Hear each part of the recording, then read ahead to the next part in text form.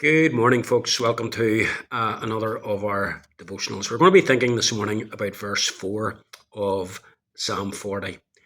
This is how it reads: "Oh, happy or how blessed is the man who makes the Lord his trust, who does not turn to the proud, to those who go astray after a lie," or as some translations have it, after an idol. The fact of the matter is, all of us are putting our hopes and our trusts in something. From a very early age, when we go to school, we're taught work hard, get good results, secure a good education. That'll give you a good job, a good career. And if you've got a good job and a good career, then you'll have a regular income and a good income coming in. You'll be able to buy a nice house, pay your bills, and have nice things. That's what you should aim at. That's what you should be living for. Now, there's nothing fundamentally wrong with gaining a good education and a job, a career, and all the benefits that are associated with such a path in life. In fact, it's a good thing to pursue such if one has the ability to do that. Some people put their hope and their goal in life in that they are aiming to become famous. They want to be an actor or an actress. Maybe they want to be a TV presenter. Maybe they want to go into football or athletics or some other sport.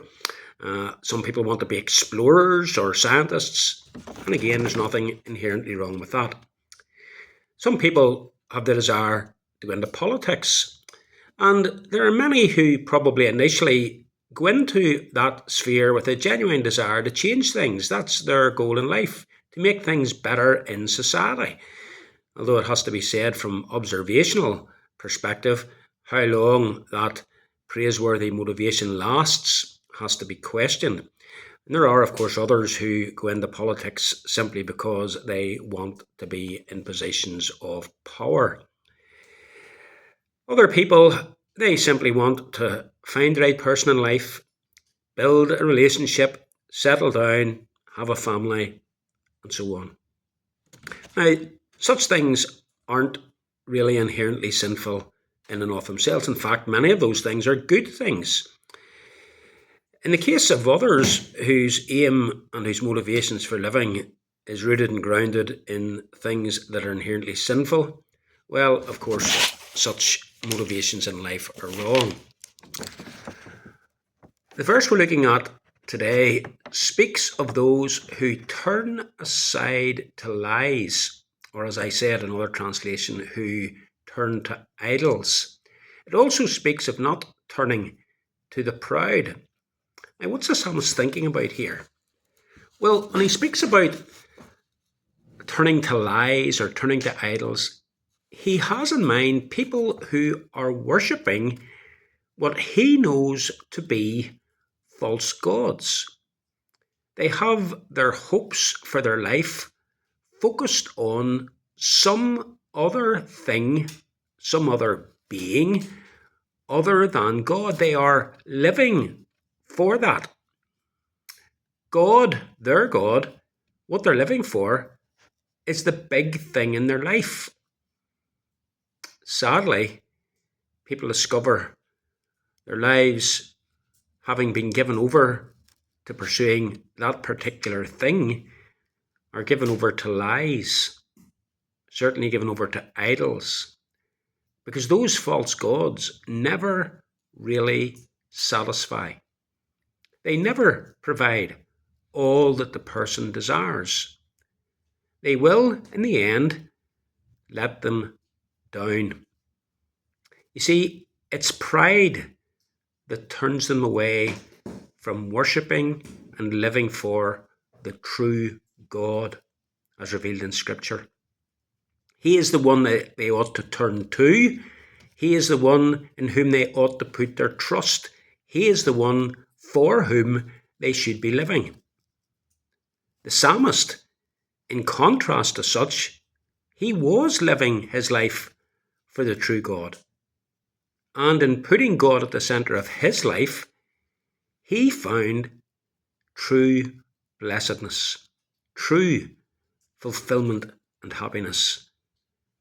With God at the centre of one's life, where He ought to be, other things can be pursued and enjoyed in a God-honouring, God-glorifying way. Such a person finds their meaning and purpose and satisfaction not in something or someone other than God the Lord, but in God Himself.